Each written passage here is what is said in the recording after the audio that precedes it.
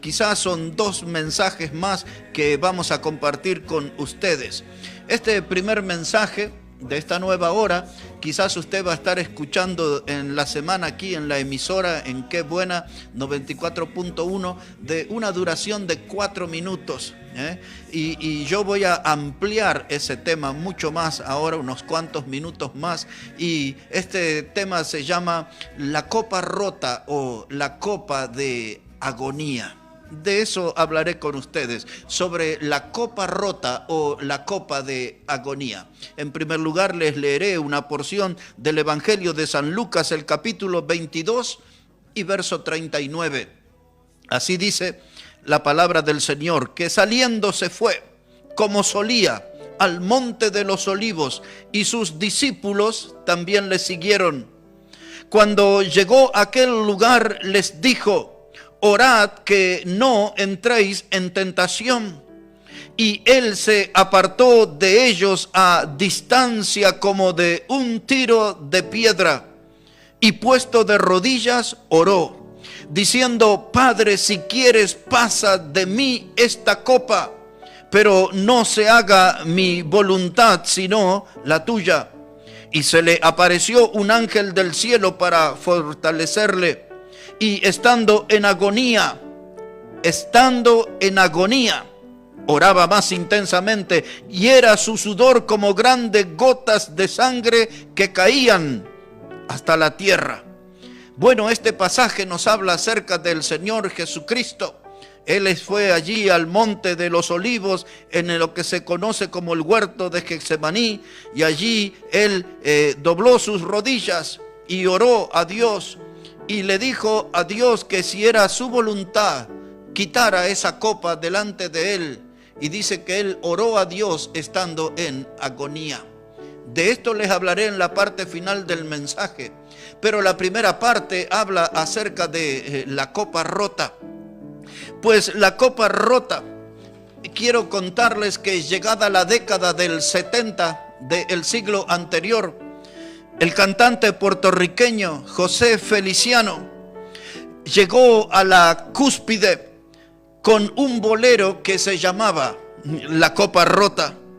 Una parte de la letra de ese bolero decía de esta manera: aturdido y abrumado por la duda de los celos, se ve triste en la cantina a un bohemio ya sin fe, con los nervios destrozados y llorando sin remedio, como un loco atormentado por la ingrata que se fue.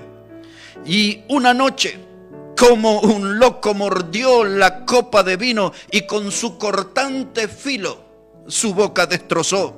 No te apures, compañero, si me destrozo la boca con el filo de esta copa. Quiero borrar las huellas de un beso traicionero que me dio. Mozo, sírvame en la copa rota, quiero sangrar gota a gota el veneno de su amor. Este realmente es un relato dramático, ¿verdad? Pero no único. Este relato nos permite ver las huellas de los desencuentros humanos, la decepción, la desilusión, y a un hombre en un estado de desesperación y locura. Este hombre tomó la decisión trágica de causarse un daño que le dejara huellas, que le dejara marca por toda su vida. Pues de esto se trata esa cántico, La Copa Rota. ¿Y cuántas historias similares a estas dramáticas hay aquí en nuestro mundo? Pero cuando hablamos de la copa de agonía, volvemos a la lectura del Evangelio y ella nos cuenta que Jesús llegó al monte de los olivos como solía. Eso quiere decir como él estaba acostumbrado a llegar a ese lugar. Y dice la lectura que hemos hecho que él tomó distancia de sus discípulos, de los apóstoles, como a un tiro de piedra, quizás 50, 60 metros de distancia, y encontró allí un lugar donde dobló sus rodillas y oró a Dios. Y mientras él estaba allí en esa oración, de pronto se apareció la figura de una copa que le impresionó al Señor Jesús, una copa que estaba como infundiendo temor, una copa con un contenido desconocido para él. Esa copa, cuando la vio, le resultó extraña, y entonces Jesús oró a su Padre Dios diciendo: si es tu voluntad, pasa de mí esta copa, pero no se haga mi voluntad sino la tuya, dice Jesús. Y ahora lo que nosotros nos preguntamos es: ¿qué contenía esa copa? Y rápidamente pasaré a responderle y a explicarle. En esa copa estaba encerrado todo el pecado de la humanidad. Jesús es santo, Jesús es sin pecado, por lo tanto lo que él veía allí era algo extraño, totalmente ajeno a su naturaleza santa. En esa copa estaba encerrado todo el pecado de la humanidad, de todas las épocas, de toda la historia humana.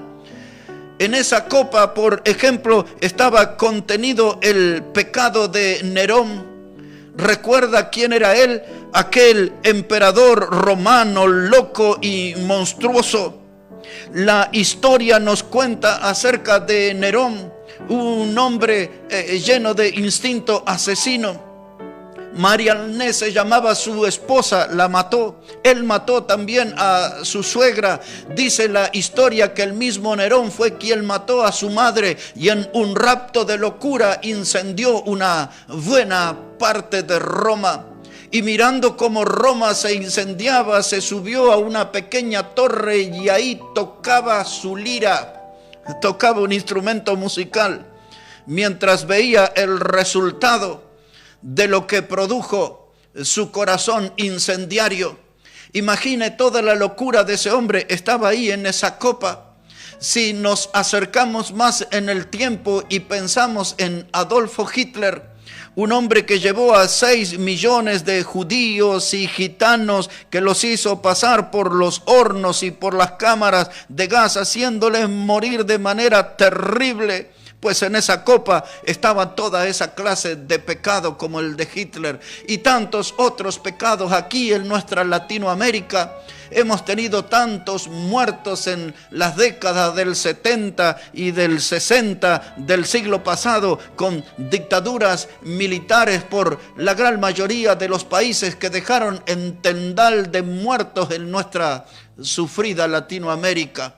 Y todos esos pecados estaban ahí en esa copa, y también allí estaban sus pecados, y ahí estaban mis pecados, que no son poco. Toda clase de pecado, horrendos pecados, vergonzosos pecados, escandalosos pecados, dolorosos pecados, todo estaba allí en esa copa. Eso es lo que impresionó a Jesús, y eso es lo que le llevó a orar al Padre: si es tu voluntad, pasa de mí esta copa. Ahora quiero que usted se ubique bien en tiempo y espacio. Ahí en ese huerto de Getsemaní eran las horas previas de llegar a la cruz del Calvario. Ese era el momento de la decisión final, donde Jesús tenía que resolver llegar a la cruz y morir por los pecadores o no. Pero él allí dobló sus rodillas, y dice la Biblia que él oró al Padre.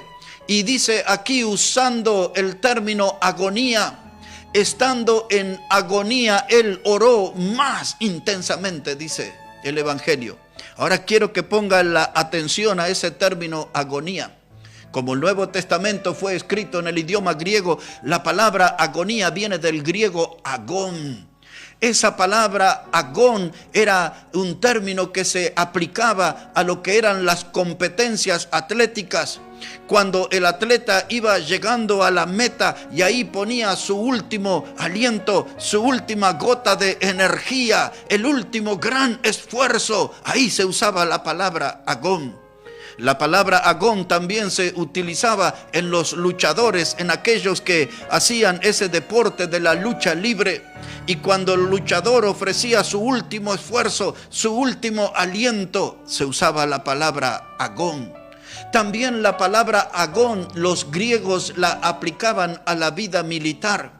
Cuando dos ejércitos se encontraban en el campo de batalla, en una lucha cuerpo a cuerpo, cuando se daban el grito final de pasar al ataque, ese último grito que se dejaba toda la fuerza y toda la energía, ahí se aplicaba el término agón. Como sea, ya sea que nos refiramos a un atleta, a un luchador, a una lucha entre soldados, la palabra agonía significa dar el último aliento, el último esfuerzo. Y ahora Jesús está allí sobre sus rodillas, está puesto de rodillas y está poniendo su última energía y está poniendo su último aliento en esa batalla, en esa lucha de oración. Y en esa oración dirigida al cielo, Jesús estaba pidiendo fundamentalmente dos cosas. En primer lugar, le estaba pidiendo a Dios el Padre que tenga misericordia de los pecadores y que tenga perdón para los pecadores. Es decir, que eso para mí tiene un enorme valor. Y espero que para usted, porque hace 2000 años atrás en el huerto de Getsemaní, Jesús estaba orando por usted y por mí. En otras palabras, Él estaba pidiendo al cielo por todos los pecadores, para que Dios tenga misericordia de ellos y para que Dios pueda ofrecer perdón a los pecadores. Y lo que a mí me conmueve es saber que hace 2000 años atrás mi nombre figuraba en la lista de oración del Señor Jesús. Hace 2000 años atrás, Jesús sabía que un gran pecador como yo iba a necesitar de un gran Salvador como Él. Ahora comenzamos a entender qué era lo que estaba sucediendo aquí en esa copa de agonía. Estamos entendiendo aquí cómo el Señor oró intensamente al punto tal que dice aquí el Evangelio que Él sudó grandes gotas de sangre. Ahora, cuando este fenómeno sucede en una persona que suda gotas de sangre, los médicos le llaman a esto hematidrosis. Esa palabra hematidrosis, es decir, que el sudar gotas de sangre le sucede a una persona que está bajo un poderoso estado de presión o de tensión. Otra vez, la palabra hematidrosis, es decir, el sudar gotas de sangre, es un fenómeno que le sucede a personas que están bajo un gran estado de presión o de tensión. Eso demuestra la clase de batalla que Jesús estaba teniendo a través de la oración. Entre comillas le digo, Él estaba peleando por la salvación de nuestras almas. Él estaba peleando para que nosotros tuviéramos perdón de nuestros pecados. Y yendo más allá de la cruz, cuando Él murió y resucitó, todo eso lo hizo para que usted y yo tuviéramos la posibilidad de tener una vida eterna. Ya hablé acerca de eso el lunes anterior, de la vida eterna, que en el concepto de Dios es una vida que nunca acaba, que nunca termina, que no tiene fin. Y ese es el regalo que Dios le da al ser humano, vida eterna, a todo aquel que cree en Jesucristo como el Salvador. Pues ese es el único modo de obtener vida eterna, salvación eterna, es creyendo en Jesucristo como el Salvador. Ahora hemos visto en la primera parte la copa rota. Esa copa que producía allí desilusión, frustración, esa copa rota que hablaba acerca del engaño y que producía un inmenso dolor en una vida sentimental. Pero ahora, al hablar de la copa de agonía, esto es algo diferente, porque esa es una referencia de que Jesucristo tuvo dispuesto a beber todo el contenido inmundo de esa copa, que son nuestros pecados, y fue y los llevó a la cruz y los clavó en la cruz, y allí Él entregó su vida como nuestro sustituto. Pues es eso lo que enseña la Biblia, que Jesús es nuestro sustituto. Eso quiere decir que Él murió en esa cruz ocupando nuestro lugar. Porque nuestros pecados son los que necesitan o los que merecen recibir un castigo y una condena. Pero Jesús fue a esa cruz y pagó el precio. por nosotros. Mucha gente en esta vida, en estos días, sigue bebiendo de la copa rota, del desencanto, de la desilusión, de la frustración, la copa rota del fracaso. Pero yo quiero invitarle a que usted ponga su mirada en la cruz, y allí está la demostración cómo Jesús bebió la copa inmunda del pecado, para que usted y yo pudiéramos tener una salvación eterna. Dios nos ama, no tengo duda de eso. Dios nos ama y exhibió su amor a este mundo, permitiendo que su Hijo Jesús muriera en esa cruz. Allí con esos clavos que le aferraron en sus manos y en sus pies, con esos brazos abiertos extendidos desde la cruz. En esta noche de julio del año 2022, Jesús le invita a que venga a Él con los brazos abiertos desde la cruz. Él le está invitando que usted se acerque por medio de la fe y crea en Él como el único y suficiente Salvador. Y la Biblia lo promete, que todo aquel que cree en Cristo no se pierde, mas tiene vida eterna.